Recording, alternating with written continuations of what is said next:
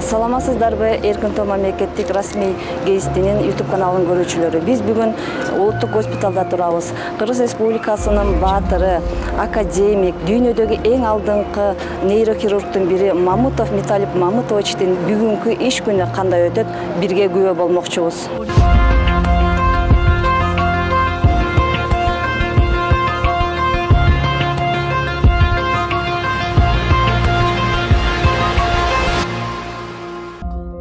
Металип Мамутович операцияга кирди. Операция кандай өтөт? Чоң көрүү.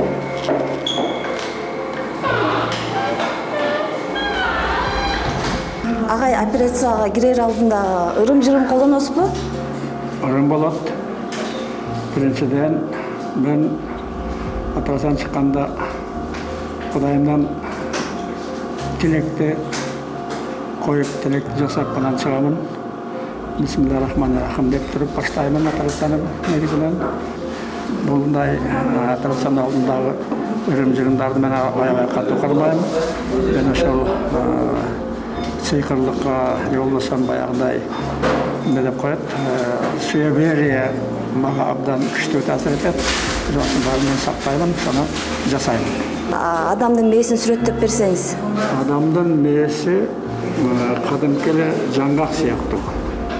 Жаңгактын 2,5 болот, мээнин дагы 2,5 шарчасы болот.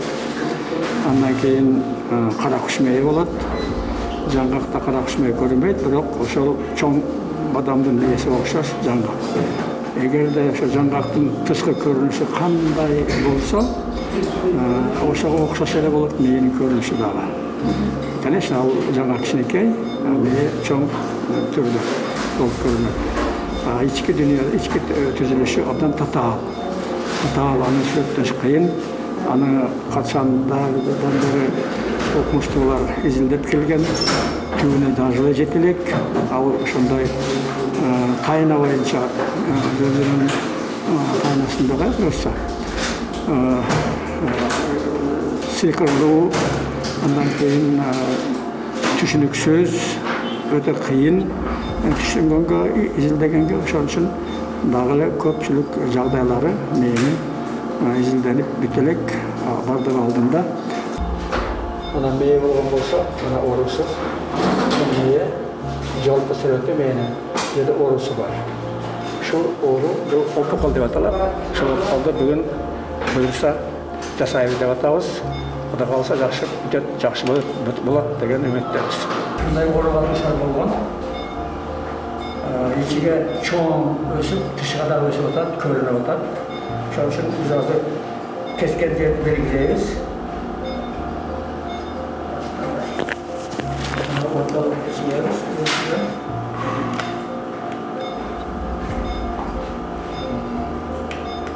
Kesken bölüm alırız. Şu linye boyunca keseriz.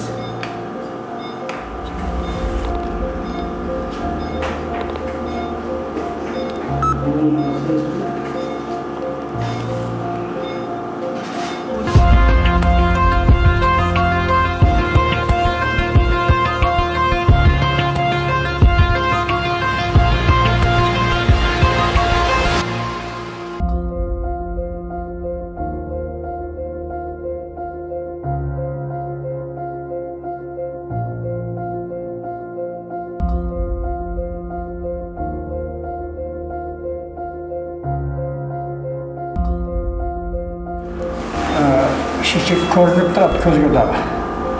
Көпчүлүктө көрүнбөйт.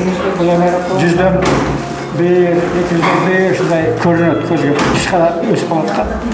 Ошака барыш керек, ошака табыш керек, издеш керек, ушундай кыйынчылык көп болот. Бул жерде көрүнүп турат, тышкы өскөн. Бир аз бөлүгү тышкы өскөн. А негизги бөлүгү ишиктин ичинде, мээнин ичинде. Бүгүн бир күндө канча операция жасайсыз? 2-3 негизинен. Негизинен 2-3. Атак рекорд койгонбуз. Бир күндө 7 операция кылганмын. Суткалап иштегенде. 7ге чейин жеткен это рекорд. Редко булай 4, 5, 5тен 1 болгон. 7тен өмүрүмдө 1 жолу болгон. Негізі 1, 2, 3. Biz onu planda әкелмейміз да. Керек болғанда қалады да, сол үшін кейде керек болады. Кейде жоқ болып қалады кейде. Мейінің шешеге емдеуден оған пайда болады? Мұның айтыс қиын. Дене бойынша белгісіз. Мен қайдан шығып пайда болғанын ешкім білмейді асаншақта. Бірақ қаншамсы теория бар. Теория. Наследственная теория деп қоямыз. Туасыға, анау радиациядан пайда болып қалышы мүмкін. Вирусная теория, канцерогенная теория дегендер бар, бірақ алардың бардың миыға азырақ тиешелі. Ағай, мұрда ушундай оорулар көп болчу эле же акыркы убакта эле пайда болуп баштады го? Аз деле мурда деле ошондой эле, бирок адамдардын бу мамилеси өзгөрдү. Адамдардын өздөрүнүн, докторлордун баягы грамотасы азайды, көбөйдү. Диагностиканын күчтүү болгон үчүн, жакшы болгон үчүн, диагностика жакшы болгон үчүн, ийгиликтүү болгон үчүн ошону көп уже билип калдык. Мурдагылар билинбей эле кете берген аркы дүйнөгө.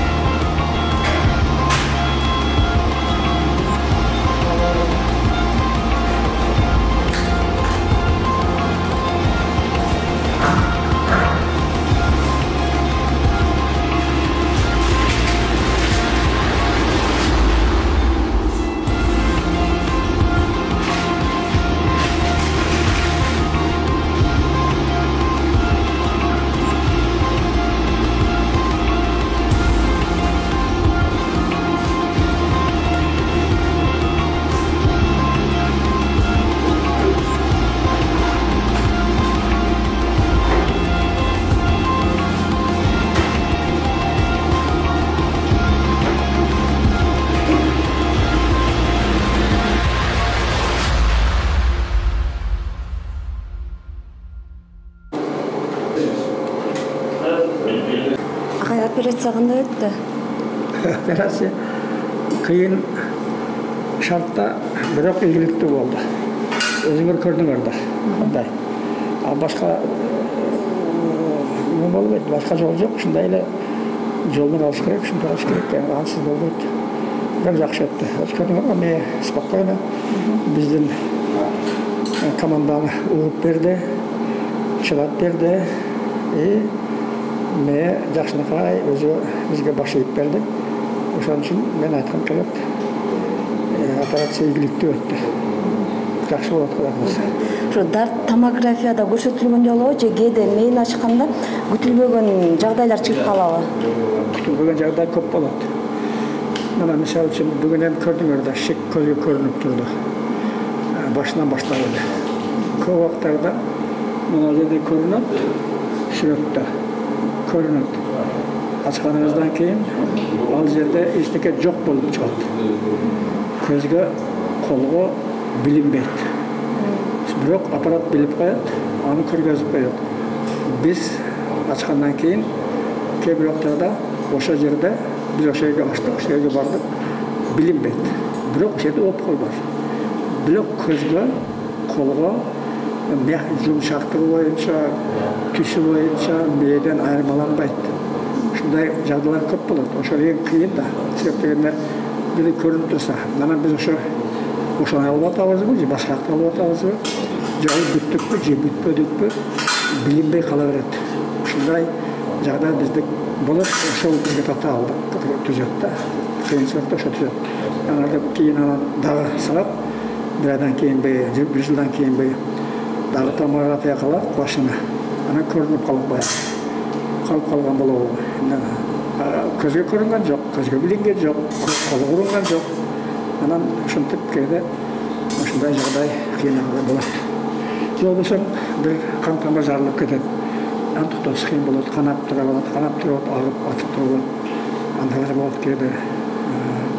Жанагы биздин аспаптарыбыз кээде жарабай калат, күч жетпей калат, токтотконго. Mına бүгін көрдіңіз бары мүмкіншілік болып атты. Қанаған жер тоқталып атты өз уақытында. Бірақ бұл өзі негізгі бүгінгі операциямыз өте қанай тұрған операция.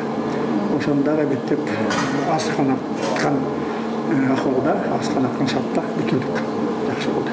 Шешекти мээнин сыртында көрүнүп турду да баштан чыгыпчы. Анан сыртынан да алып койдуңузбу же ичине кирип кандай жайгашкан экен ал шешек? Шешек баштап ичинен өскөн. Өсүп отуруп ичине батпай, анан тышына сөөктү да жеп, сөөктөн ашып тышына өсүп кеткен. Бул тышыга чыккан ал ошол жалпы шешектин 15-17% калган 85-80% мээни ичинде. Аны сиз көрдүңүз, аны алдык. Ошон үчүн да кыйналдык. Жанагы тышындагы ал жерде как семечка, дал өзү түшүп калат ал. Негизи мээни кыйнабай, мээни канатпай алыш өтө кыйын маселе. Ошон үчүн ошого карабастан биз ошо 80-85%-ны биз мээни ичинден алып чыктык. Банка толуп эле калды. Банкабыз толуп эле калды шишке. Жанагы тышкы көрүнгөн, сиз көргөн ал кичинекей эле бөлүкчөсү. Ана медиада көрүп турат, аба кичинекей эле тышка чыгып турат. Негизги шишеге ичинде, мээни ичинде. Мээни кысып, аябай кыйнап, ооруп кишини жаткан. Ошон үчүн келди да бизге операцияга. Сөөктү ачып, мээге жеткенче канча убакыт кетет? Ар кандай эле. Эгер мына бүгүн кыйыныраак болду, себеп дегенде сөөккө да өсүп кеткен да. Сөөктү өзү жеп салган, сөөктү тесип койгон. Ошон үчүн тышка чыккан сөөк менен кошо сөөк көтөрүп. Ал кээде 15 мүнөт кетет мээге жеткенче сөөктү алып. Кээде жарым саат кетет. Ар кандай болот. Ар кимдики аркача кээ бир сөөктөр аябай калың болот. Өтө катуу болот. Аны ачып кайрадан ордуна келтирген үчүн алдык эмес. Ошону алып туруп мээге жетиш үчүн көп убакыт кетет. Кээ бирлери баш сөөгү жука болот, жумшагыраак болот. Аны кесип ачыш оңой болот. Аз убакыт кетет. Ошон үчүн кээ бирлердики өтө катуу болуп калың болгондо мээге жетиш жарым саатка 25 мүнөттөй убакыт кетет. Мээнин ичинде ошо шиктин орду. Бул размери где-то 80-85-90 сантиметр. Мээнин ичиндегиси. Тышындагысы 4-5 сантиметр. Ичиндегиси 85%. Ал өтө чоң. Ал мээни кыскан, тамырларны кыскан, тамырларга аралашып кеткен, мээге аралашып кеткен ушундай болгон да.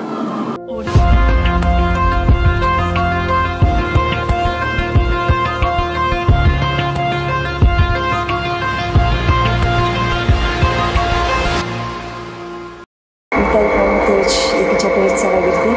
Дарыгерлер баш сөөкүн ачып берип жатышат. Негизги операцияга Виталий Мамытович өзү киришет.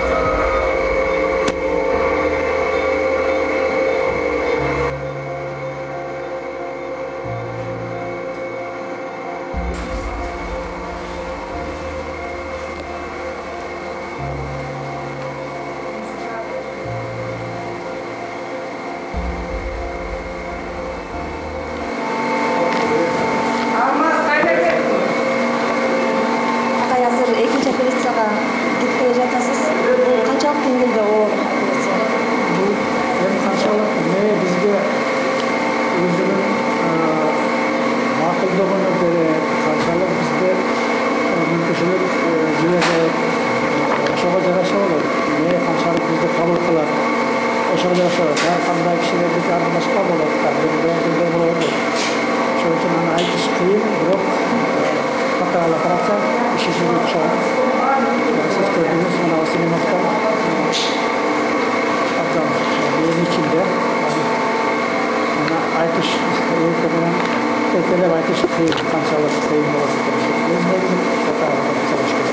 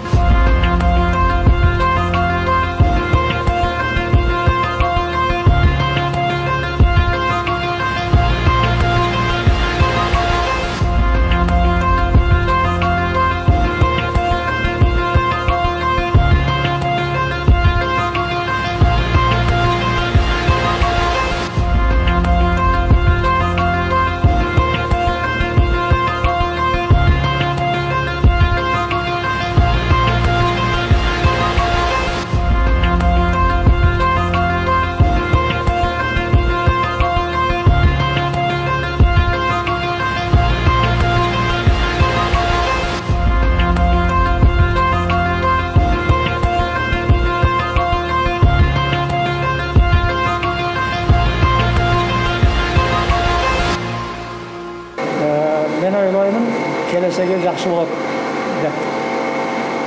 Себеп дегенде толтырып алдық. Қазір ауыр операция болды. 1-2 күн ауырда болып жатады.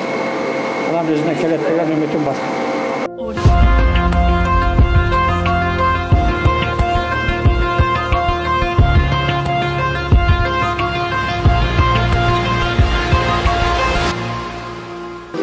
Üçüncü operasiya болған отырады.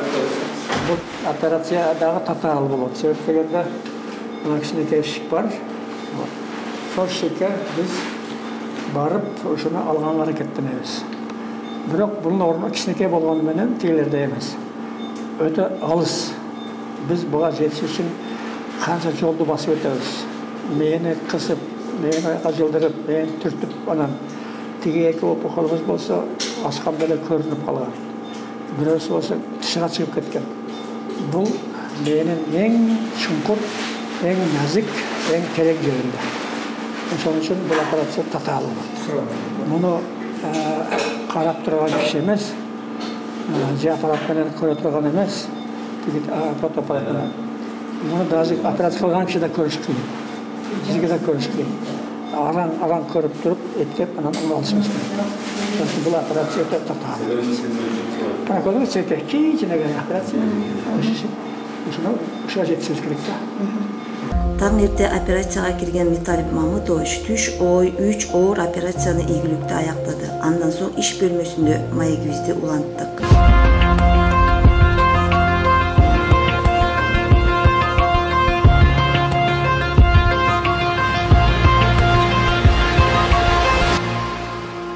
Мектепте, студент кезде 5 оқып тұрсыз.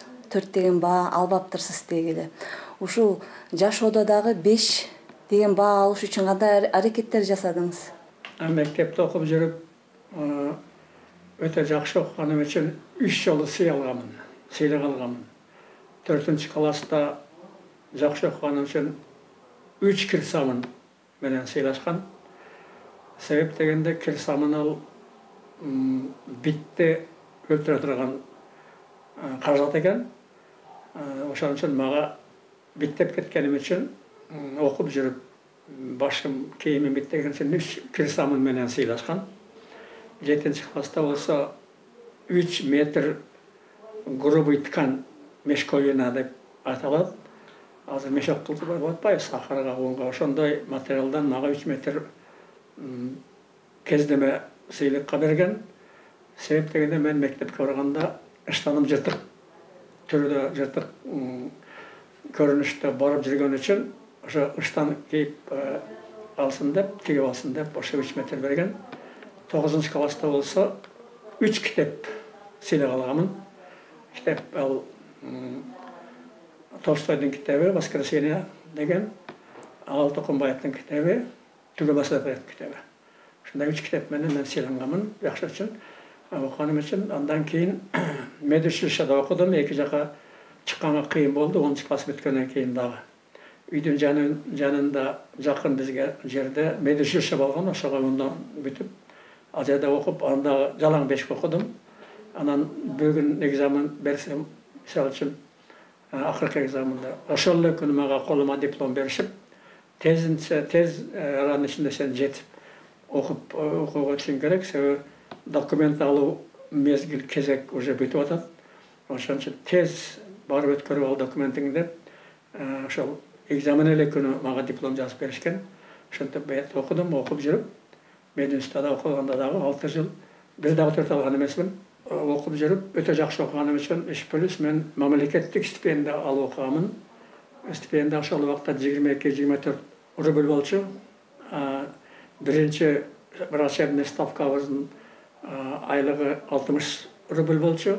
А мен болсо 4-курстан баштап 72 рубльдан стипендия алып жүргөнмүн. Ушундай өтө активный лидер курста и отличник окуп мен жүрүп бүткөнмүн. Шунча жыл окуп, мен түшүндүм, китепти окуп, манабу окуу куралдарын окуп, 5 алыш оңой экен. Бирок турмушта жашап, иштеп жүрүп 5 алуу кыйын экен. Бирок ошондой болсо дагы Мен оқып жүріп дағы мектепте, институтта китептерді оқып 5 алған болдым. Тұрмыштан деле, тұрмыштың деле қиыншылығына қарабастан тұрмыштың 5 деген басын алып жүрдім. Ошон үчүн азыр эме жетиштим да, азыр эме мен академик болдум, батыр болдум. Бир топ көп эл аралык сыйлыктары бар, өзүнүн өкмөтүнүн сыйлыгы бар. Негизги сыйлык мен элге кызматым үчүн, кылган кызматым үчүн элим мага ушунчалык сый, урматты көргөзүп атат.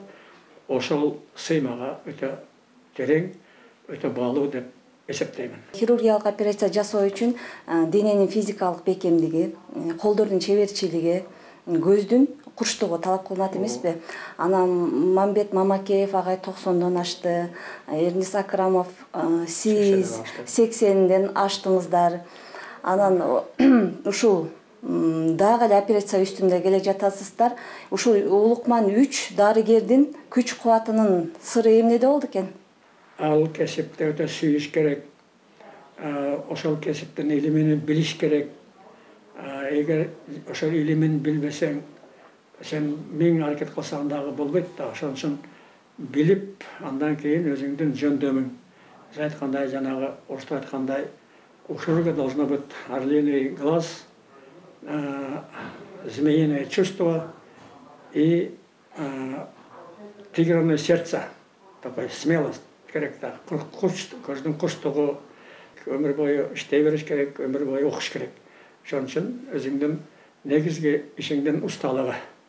Андан эми күч да керек да. Ар дайым биз өзүбүздүн ден соолукту, дене тарбиялардын ыкмаларын жасап, андан кийин биз неме кылабыз, өзүбүздү күчтөнтөбүз. Бүт өмүрүн медицина тармагына арнаган Металип Мамытович 82 жашка чыкса да дале сергек, жана шайдоот. Бир дем менен 3 операцияны ийгиликтүү жасагандыгына күбө болдук. Чарчадым, чалыктым дебестен үмүт менен келген бейтаптарды да кабыл алууга жетишти. Алтын колдору менен канчалаган адамдарды ажалдан арачалап, өмүр тартуулап келе жатат. Ылайым бар болуңуз, Улукман дарыгер.